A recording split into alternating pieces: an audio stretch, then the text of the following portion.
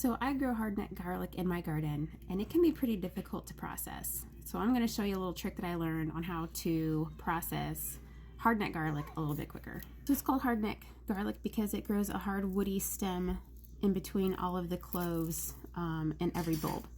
And so the first step is getting this out, because this woody stem makes it really difficult to break these cloves apart with it still inside. So first step, bang the root ball on your counter.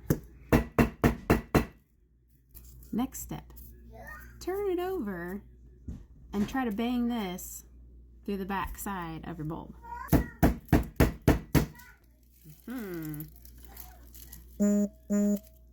Got it.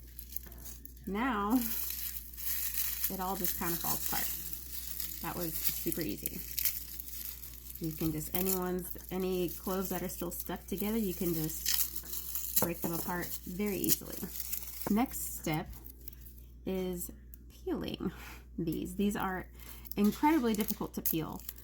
There's usually one side will be easy, but then on the inside, this paper, it sticks kind of like onion skin. It's brittle, and so it just breaks. It's hard to get all of it off. It's really difficult, and it's very frustrating, and it is incredibly time consuming. So rather than spending 5 minutes per clove of garlic, no. What I'm going to do instead, I'm going to show you in a little sample here. I'm going to put them in a little glass bowl, and then I'm going to pour some hot water on top of them and just let them soak for a little bit. It does not need to be boiling. It just needs to be warm. I had this going earlier. I made myself a cup of tea earlier, and so it's still hot from earlier. And then I'm just gonna let this soak for like 10 minutes or so. So while this warms up and soaks, I'm going to tell you a little bit about hardneck garlic and why do I grow hardneck garlic as opposed to softneck garlic. Softneck garlic does keep better. A lot of people will braid it. They'll make like garlic braids, and then you can save that through like the whole winter. Softneck garlic will keep 6+ months like that. Hardneck garlic does go bad faster. However, hardneck garlic is more medicinal, and this is a purple variety. As you can see here, this is like purplish. And it's more cold hardy. It grows just fine where I live. I don't know what variety it is exactly. I got a few years ago and picked the one that I liked the best, but I did not have my patch labeled, so I don't know what it is. So I just keep growing it, whatever it is. Purple, hardneck, something rather. Anywho, this hardneck variety is a lot stronger in flavor, which is what makes it more medicinal. It's got more of those allicins in it.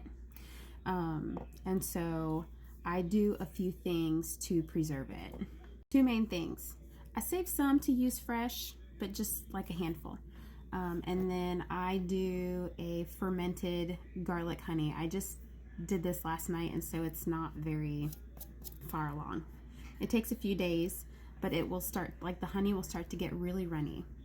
The point of this, you can use it for culinary reasons. You can use it to cook with. You can use it to add garlicky sweet flavor to like sauces, to like it's a good drizzle over like hummus.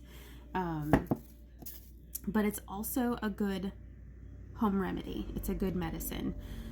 Anytime anybody in my family has any kind of like drainage or cough, it makes a good cough syrup.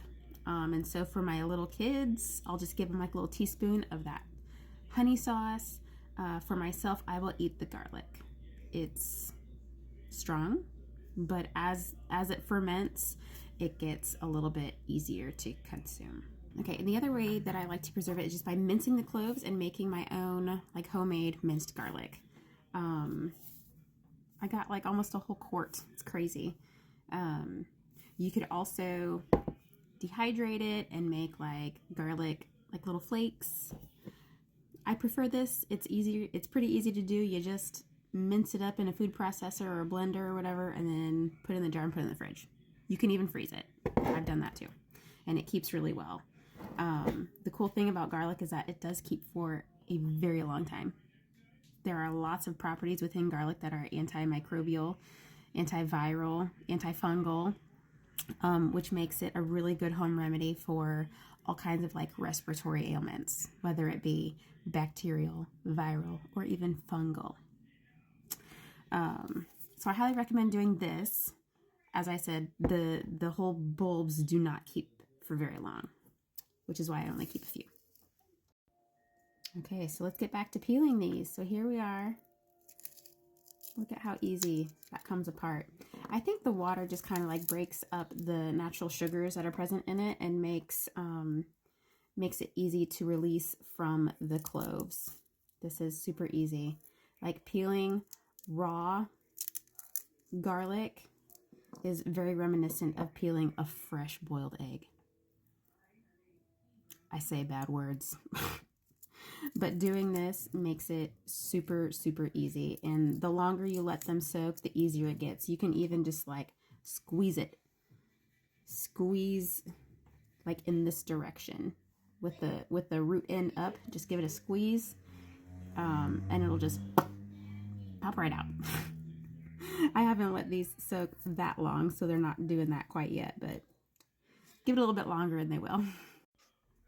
So that's how I do my garlic 3 ways. I hope that's helpful. Let me know if you have any questions, and let me know how you preserve your garlic at home.